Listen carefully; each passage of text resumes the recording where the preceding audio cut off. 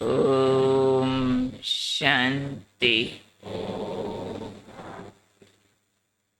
ओम शांति। आज का स्वमान, मैं 16 कला संपूर्ण आत्मा हूँ। हमारी भविष्य की डिग्री है ये। सर्व गुण संपन्न 16 कला संपूर्ण, परंतु पूरी डिग्री पहले संगम युग पर लेनी है, फिर उसका रूप सतयुग में प्रकट होगा। तो अभी संगम युग पर बाबा ने कहा आज कि आप बच्चों का हर कर्म कला के रूप में होना चाहिए संगम युग पर। क्योंकि बाबा ने कहा 16 कला संपूर्ण माना क्या?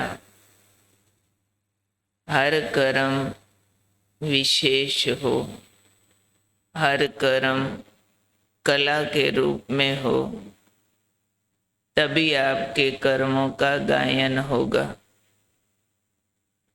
साधारण कर्मों का गायन नहीं होता। गायन का मतलब होता है मशहूर हो जाना, फेमस हो जाना, सबके बीच में वो बात चली जाए। तो कौन से कर्म गायन योग्य होते हैं?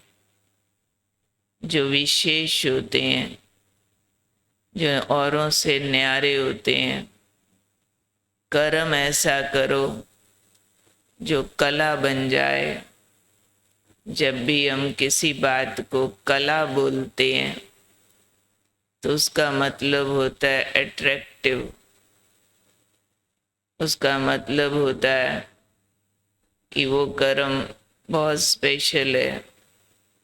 ऐसे यूं ही कोई बात बोल रहा होता है और उसी को गा के बोले तो वो गायन कला हो जाएगी। शब्द तो वही है। यूं ही सीधा बोल रहे हैं तो उसको कला नहीं बोलते। उसी को सुर ताल में बांध दिया तो उसमें आकर्षण आ जाता है। उसको हम संगीत कला बोल देते हैं। वैसे ही कोई चल रहा है, बैठ रहा है, उठ रहा है, हाथ पैर घुमा रहा है और कोई नृत्य कर रहा है, होता तो उसमें भी अंगों का प्रयोग है, उसमें भी अंगों का प्रयोग है, पर नृत्य करने वाले को हम कला कह देते हैं।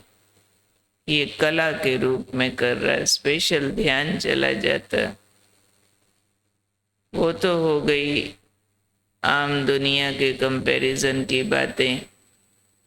लेकिन बाबा ने कहा आप ब्राह्मण देवता बनने वाले हो, विशेष हो, तो यहाँ संगम युग पर भी विशेष दिखने चाहिए। आपका हर कर्म कला के रूप में होना चाहिए। तो बाबा ने कहा 16 कला संपूर्ण माना ही हर कर्म में विशेषता हो, हर कर्म आपका गायन योग्य हो। उदाहरण दिया आज बाबा ने ब्रह्मा बाबा का। जैसे ब्रह्मा बाबा का बोलना, चलना, उठना, बैठना, देखना सब विशेष था, न्यारा था, इसलिए उसको कला कहा जाता है।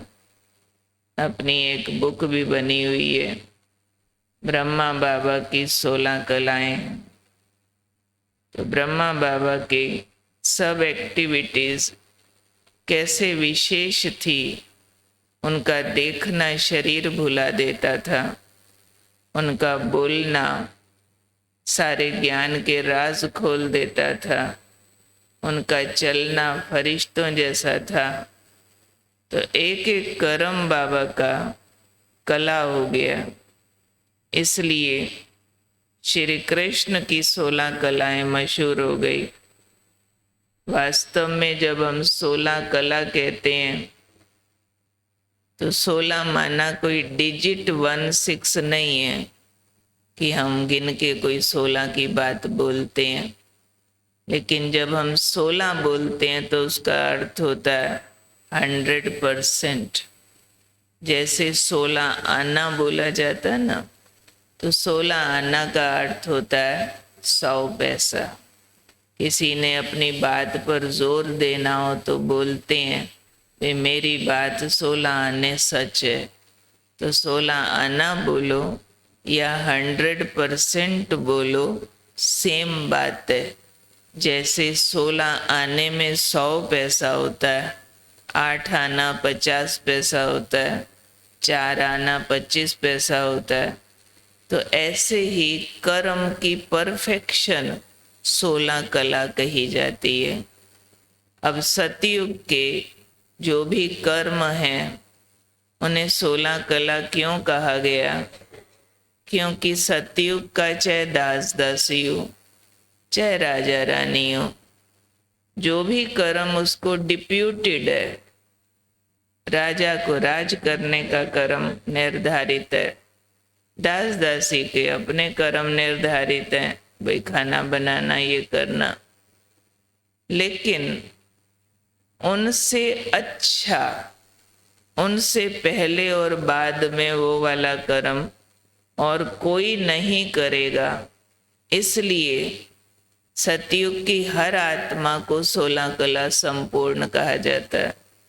चाहे वहाँ कपड़ा सिल रहा, खाना बन रहा, या बिल्डिंग बन रही है, या राज हो रहा है, उनसे अच्छा टॉप क्वालिटी पूरे सृष्टि चक्र में और कभी नहीं होता। इसलिए 16 कला संपूर्ण कहे जाते हैं। पर बाबा हम बच्चों से चाह रहे हैं कि ये 16 कला परफेक्शन के कर्म आपके संगम युग पर होने चाहिए, क्योंकि संगम युग सतयुग से श्रेष्ठ है। सतयुग तो फिर भी डिग्री नीचे उतरना चालू हो जाएगा, संगम युग पर तो हम चढ़ रहे हैं।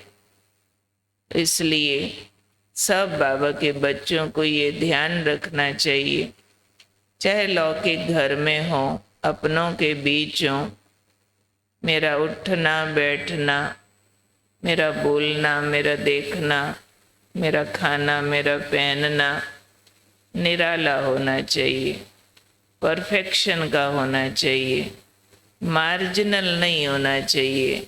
यूं ही कर दिया, ऐसे ही रख दिया, ऐसे ही उठा लिया, ऐसे ही बोल लिया, ऐसे ही चल लिया, नहीं। हम ब्राह्मण कहीं पर भी हैं, साक्षात्कारी मूर्त हैं। चाहे हम ट्रेन में हैं कि रोड में हैं कि मार्केट में हैं या फिर अपने ही घर में अपनों के ही बीच हैं, लेकिन आत्मा की क्वालिटी है ना ये। तो मैं आत्मा 16 कला हूँ, तो कोई भी काम मार्जिनल नहीं कर सकते, चालू नहीं कर सकते, चलने देते हैं, कोई बात नहीं। ऐसे नहीं कि हम दिखावे वाले 16 कला हैं कि जब कोई देखे तब हम अच्छा करेंगे, कोई नहीं देख रहा तो हम यूं ही चलने देंगे ना। कोई देखे या न देखे, मैं आत्मा कलावान हूँ, मैं आत्मा परफेक्शन वाली हूँ, मैं आत्मा देवकुल की हूँ, मैं आत्मा विशेष हूँ। तो मेरा हाथ हिलाना तक भी विशेष हो, पैर उठाना तक भी विशेष हो, क्योंकि मैं देह से न्यारी विशेष आत्मा हूँ। तो आज क्या याद रखेंगे? मैं 16 कला संपूर्ण आत्मा हूँ। हर कर्म देखना मेरा 16 कला है, 100% है, या चालू चलने देते हैं कि जब कोई बात स्पेशल है तब स्पेशल घर को सजाओ, आगे पीछे गंदा मंदा ना। हम एक तिनका भी इधर से उधर नहीं कर सकते। सब कुछ सुव्यवस्थित हो, सब कुछ डिसिप्लिन्ड हो, सब कुछ ब्यूटीफुल हो, सब कुछ युक्ति युक्त हो, कम समय में अधिक हो और आकर्षक भी हो, प्योर भी हो, सतो प्रधान भी हो, रॉयल भी हो, तब हम कहेंगे कि 16 कला संपूर्ण है। तो मैं 16 कला संपूर्ण आत्मा हूँ। आज आलस्य और अलबेलापन से मुक्ति के लिए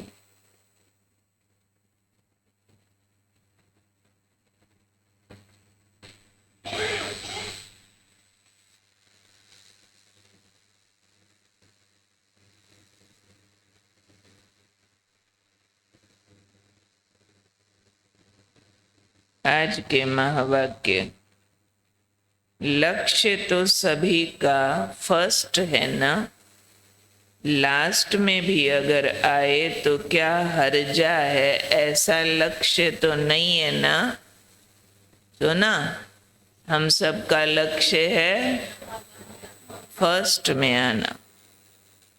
अगर ये लक्ष्य भी रखते हैं कि जितना मिला उतना ही अच्छा, तो उसको क्या कहा जाएगा? ऐसी निर्बल आत्मा का टाइटल कौन सा होगा? ऐसी आत्माओं का शास्त्रों में भी गायन है। एक तो टाइटल बताओ। हाँ, जो आत्माएं कहती हैं जितना मिला उतना ही सही, तो ऐसी आत्माओं का टाइटल बताओ। दूसरा उनका गायन कौन सा है? ऐसी आत्माओं का गायन है, जब भगवान ने भाग्य बांटा था तो सोए हुए थे क्या? कई सो जाते हैं ना, भाग्य बंट रहा होता है, यहाँ भी सो जाते हैं मुरली में। तो अलबेलापन भी आधी नींद है। जो अलबेलेपन में रहते हैं वह भी नींद में सोने की स्टेज है। अगर अलबेले हो गए तो भी कहेंगे सोए हुए थे। ऐसे का टाइटल क्या होगा? ऐसे को कहा जाता है आए हुए भाग्य को ठोकर लगाने वाले। भाग्य विधाता के बच्चे भी बने, अर्थात अधिकारी भी बने। भाग्य सामने आया, अर्थात बाप भाग्य विधाता सामने आया। सामने आए हुए भाग्य को बनाने के बजाय ठोकर मार दी, तो ऐसे को क्या कहेंगे? भाग्यहीन। वे कहीं भी सुख पा नहीं सकते कि भगवान आया भाग्य बांट रहा है, तो भी अलबेले हैं, लापरवाही से प्राप्तियां कर रहे हैं। तो भाग्यहीन कहीं भी सुख पा नहीं सकते। ऐसे तो कोई बनने वाले नहीं है ना। अपनी तकदीर बनाने वाले हो। जैसी तकदीर बनाएंगे वैसा भविष्य प्रारब्ध रूपी तस्वीर बनेगी। सुना? स्पष्ट हुआ? तो अपने को कौन सा टाइटल देंगे? हाँ बोलो बोलो बोलो, अच्छा वाला बोलो ना। मैं बहुत भाग्यशाली आत्मा हूँ, आए हुए भाग्य का पूरा लाभ लेने वाली, नंबर 1 आने वाली, फर्स्ट डिवीजन में आने वाली। ऊंचे ऊंचे टाइटल अपने को देने हैं। मनन चिंतन के लिए प्रश्न नोट करें। कल किस किसने लिखा था? अच्छा, आज सभी लिखना। क्वेश्चन लिखो। अलबेलापन भी आधी नींद है। इस महावाक्य का विस्तार से चिंतन करें। अलबेलापन भी आधी नींद है। इस महावाक्य का विस्तार से चिंतन करें। पूरे सप्ताह का स्वमान है। मैं आलस्य और अलबेलेपन की नींद से जगी हुई जागती ज्योत हूँ।